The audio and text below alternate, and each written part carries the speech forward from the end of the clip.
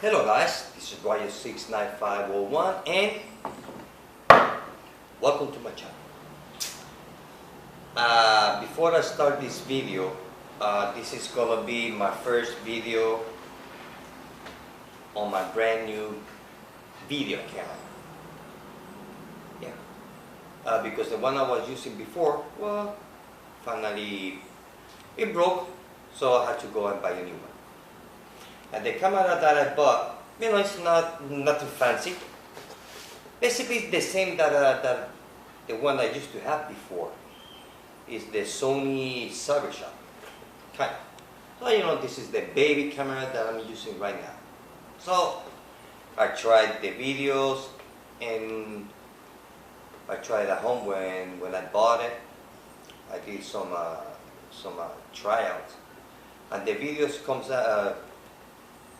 It make videos real sharp, so got no complaints there. So I'm gonna start with the comment box. So let me know how the video will look and sound. The comic book that I'm gonna display was published back in 1991, and it's a Fantastic Four comic book. But the thing is that on this specific issue, it's not the same team. It's a different team. I'm not kidding. And that team is with Wolverine, Grey Hulk, Ghost Rider, and Spider-Man. And it is Fantastic Four issue 348. Check out that cover. Look at that. Pretty neat, huh? So I'm going to put it here. Okay. Come on. Stay. So, this video is going to be that I'm going to give you my thoughts about the comic books that I read from last week. Because today's Tuesday, and tomorrow is Wednesday, and tomorrow is what? Comic Book Wednesday. The best day of the week. So, now which one I'm going to start with? Okay. I'm going to start with this one. Human Bomb issue number 1. Check out that cover. Pretty neat cover there. Well, Human Bomb is It's done by Justin Gray, Jimmy Palmiotti, and Jerry Ordway. Pretty good team. And it is about, well, just like the title said, Human Bomb. Everything goes boom.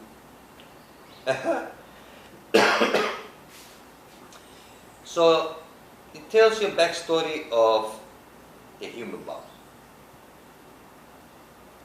When he was a soldier, when he came back home, he's working on a construction site, and there's a big explosion where he's working at. He goes to help, and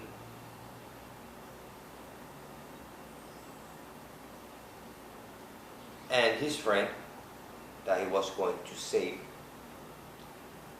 blows up and tells Human Bomb, the main character, which I forgot his name, giving a 5-letter word that is crown, and then he just blows up.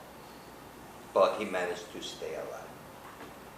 And then we got the persecution, some government high-level secret with lots of hush-hush that nobody knows about that agency are chasing him.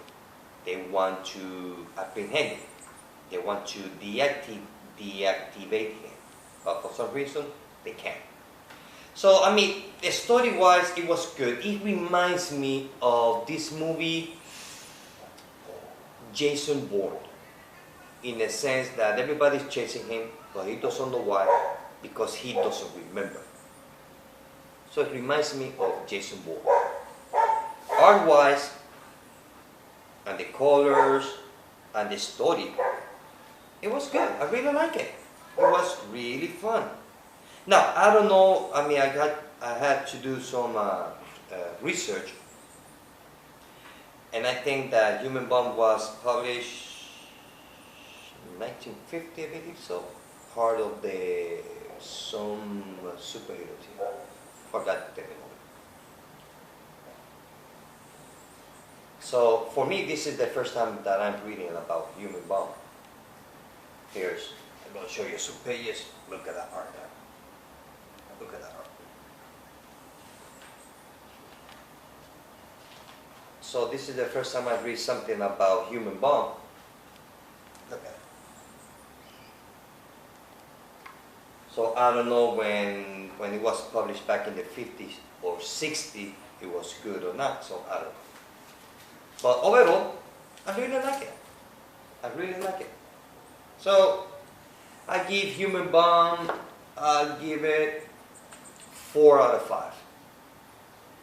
Yeah, because it was fun. Good story, steady, not too many complications. So it's about our hero has no memory, and some government organization is after him, using some other meta-humans. That's what it is. But it's good. I really like it. So the next comic book I'm going to talk about, oh boy, man, it's going to hurt. It's going to hurt. But not you, it's going to hurt me. Because I'm the one who's going to be stoned to death here. And I'm going to talk about, well, the one that me and R. Dowie, the Red Legends, like this comic book. So this is Phantom Stranger, issue number 3. Check out that cover. Pretty inside. So, issue number 3. I have to say that is a lot better than issue number 2. Way a lot better. We get to, you get to see, well, I got to see a little bit of background of the Haunted Highwayman, which was pretty cool. Also, why he's chasing this Dr. 13. I know. And also, we get to see the backstory of that Dr. 13 that goes back to the 1800s, and why the Highwayman is chasing 13 since the 1800s. And we also get to see a new character. We get to see a talking dog. I'm not kidding. And the dog doesn't say where it comes from, what it does, or why he's here. The only thing is that it's just a talking dog, and only a Phantom Stranger gets to see it and talk to him. Nobody else gets to see or can see the talking dog. The dog with no name. That's the name of the dog. The dog with no name. Well, the art's still the same. Colors are still the same. It has some pretty cool pages here. Look at that.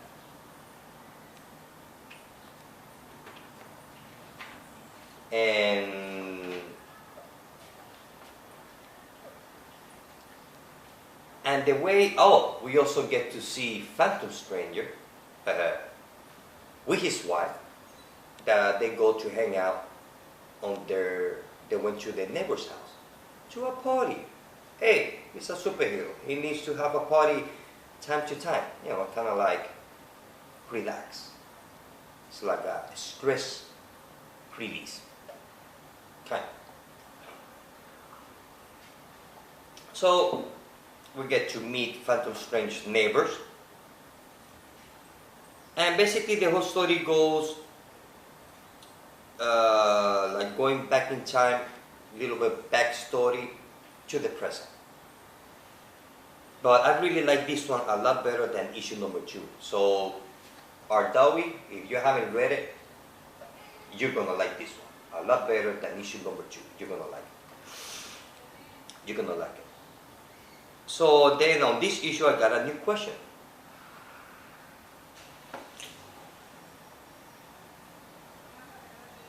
Who or what is the talking dog? The dog with no name. That's the only new question that I have. The way that also, excuse me, the way that it was set up on the issue or the order of the story, it was kind of weird.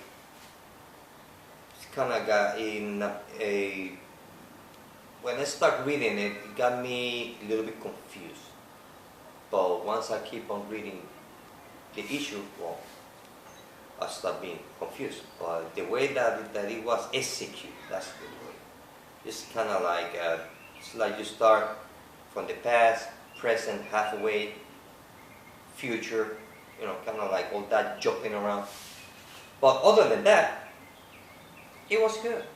You know, I know that almost everybody don't like Dan Didio as a writer. Hey, I never read anything of Dan Didio before the New 52. So for me, he's a brand new writer. Although like I said, like I always say, he might not be the greatest writer, but he's not the baddest either. He has a different way to write comic books. Like he doesn't go like there's a specific rules of superheroes, so he kind of like, I don't know. But you know, I enjoy it. Having fun reading it. And issue number 4 is going to be a lot better. Oh yeah. And I'm not going to spoil it just in case that our Darwin, the great legend, haven't read it. So I'm not going to say anything about it. But issue number 4 is going to be good. So Phantom Stranger issue number 3, I give it 4 out of 5. Yeah. And also Sleepy Reader 666, he was curious about my thoughts about Phantom Stranger also. So the next one is Swamp Thing issue 15. Road World Part 3. Now this was good. This was really good. I really like it. Oh yeah, was really good. You know, the art is still the same, the colors are still the same, the inker, you know, but the story, this is where issue 14 ended, that he was on his way to Gotham City. And finally he got to Gotham City. And he finds some Gotham City, well, you know, in ruins, and everybody and everything is dead. So we get to see, I don't know if I should spoil it or not. I don't want to say too much about it. What I'm going to say is that Barbara Gordon shows up on this issue. That's what I'm going to say. But what will come after on issue 16 is going to be fun. It's going to be fun. But how Barbara Gordon shows up on this issue, I'm not going to say it. No. But it was good. I really liked this issue. Really good. Really good. Very good. And he's looking, and when he goes to Gotham City, because he's searching for, what's the name of that, of the young woman? Oh, look at these pages. Look at it. So awesome. Look at it. The art that really like it. Look at it. Look at it. Just so awesome.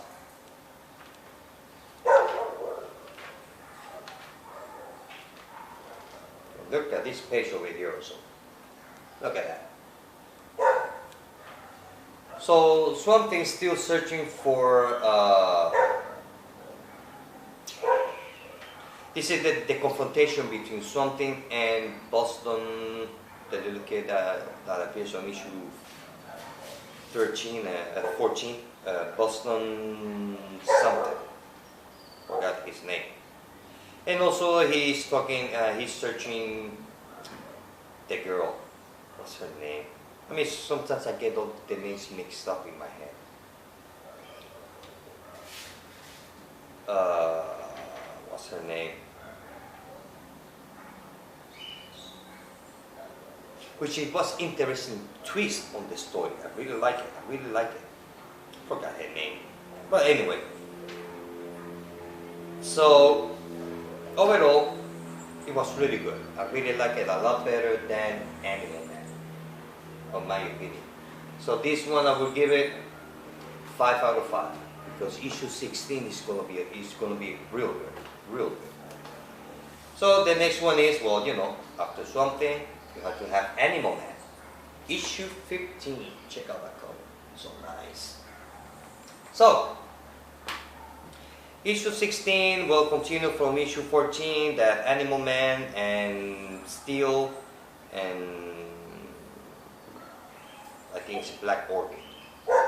They went down the river on the way to Metropolis, and being on Metropolis they meet up with Frankenstein and his army of Patchwork, which that was pretty cool. I like that. So they are in Metropolis.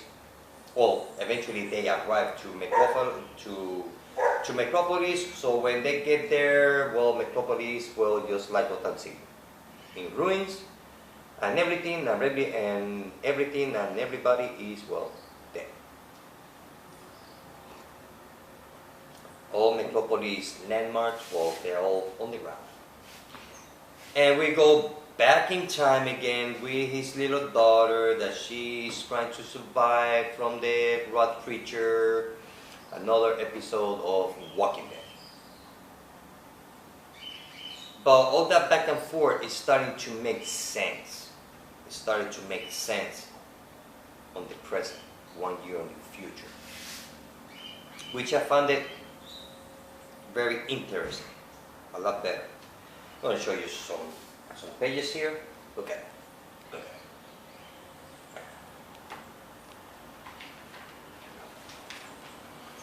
And then we go back in like at the beginning when he got a nightmare. You know, it was okay. But I like the end of it. The end was a good cliffhanger. I'm not gonna say who is it or what is it. I'm not gonna say it because I don't want to spoil it. But overall, it was good. Not as good as Swamp Thing. So I give this 4 out of 5. But Swamp Thing was a lot better. Oh yeah, big time. Way better. So the next one is Detective Comics issue 15. Check out that cover. Well, the same cover as the one before. Nothing special there. Yeah. Nothing special. So this comic book was good and bad. The good part is that it's a continuation of the story from issue 14 with Poison Ivy, the Penguin, and Clayface. So here we see that Poison Ivy marries, yeah, she married Clayface. I'm not kidding. With witnesses and all. Check out the art. Look at that. Look at that. Pretty neat. And the art is done by Jason Fabok. Oh, look at this. Now this is awesome page. Look at that. Look at that. Look at that. So there's a fight between Batman and Swamp Thing, Clayface, and then we see the Penguin trying to build his empire and all that. The story was good. The part that I didn't like is that this specific issue has nothing to do with the death of the family at all. The only thing that has something to do with the death of the family is the cover and the name. That's it. Oh, yeah, and just because the Joker appears on this issue. Oh yeah, small panel and just the teeth. That's it. That's it. So they should not have. They should have done this on issue 16, maybe, but not this issue. Has nothing to do with the death of a family, just because the Joker shows up in one panel. I think that's not enough reason to make this specific issue 15 to be part of the death of a family. It's not. But that's the only bad part, because this issue specifically goes continuing the story from issue 14. That's it. It has nothing to do with the death of the family at all. Just the cover and the name. That's it. Oh, and because the Jokers appears in one panel. Big deal.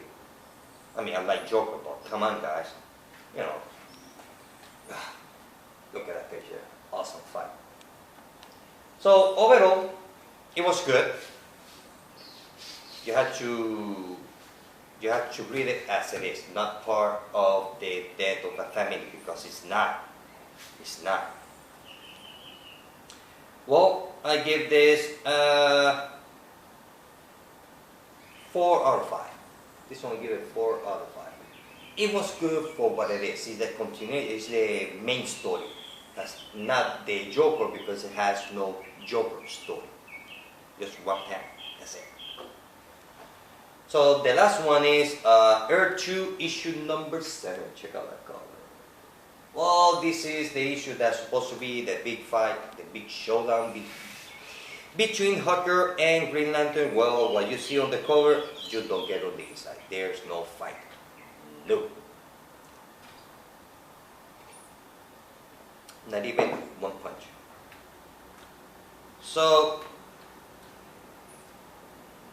we see the Green Lantern, you know, all sad and all that, and Hawker shows up to his apartment. They start talking because Hawker trying to get Green Lantern to be part of the team, but Green Lantern has that attitude that, well, I'm too good for all of you.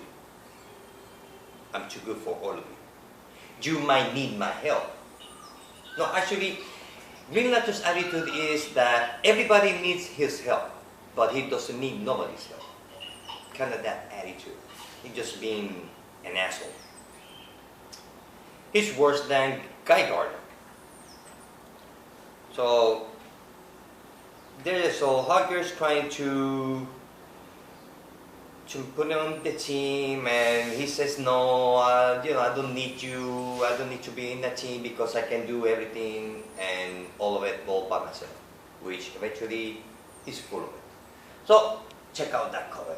I mean, the page, so nice. The art is real nice, like always. The colors, everything. And then after that, they start talking and kind of like they have like a fight of words, kind of. We see this guy, Commander Khan. He's a pretty interesting character. I really like it. And that War Army is real good. That was getting really my attention. Check out this page here. Look at that. Look at that.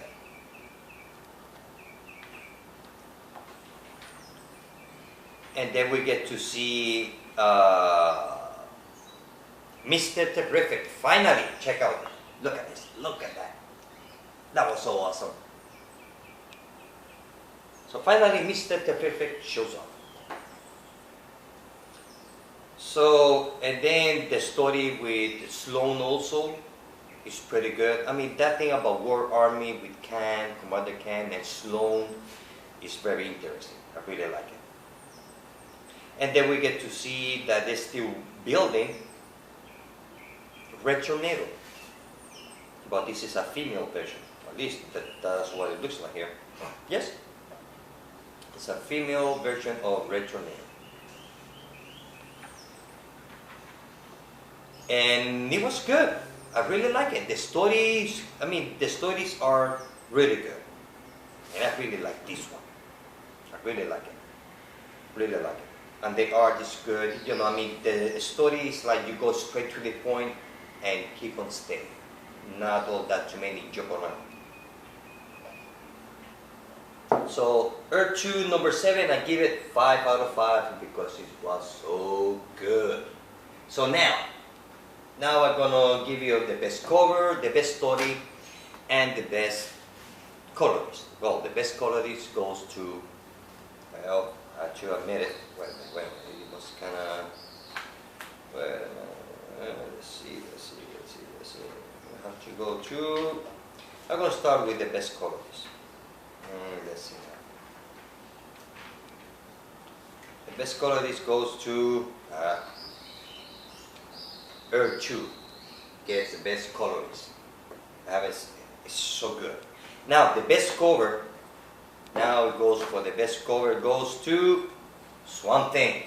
Issue 15 is the best cover. Look at that. Look at that cover. I really like that cover. So, and the last one, which is happen to be the best story, goes to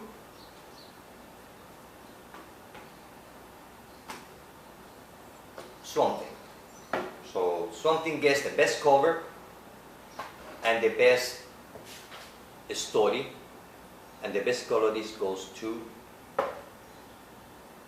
I forgot. I'm tired. What's the name? Earth 2. So I was thinking that the best story would go to Human Bomb, although it's good. But if I had to compare something with Human Bomb, Swamp Thing was a lot better than Human Bomb. And I give this 5 out of 5. No, 4 out of 5. But Swamp Thing was excellent. Well guys, this is it. I hope that you like my video, and I'm having fun with my new video camera so I can back in business. Well guys, this is it. I hope that you like the video. Till next time. Bye.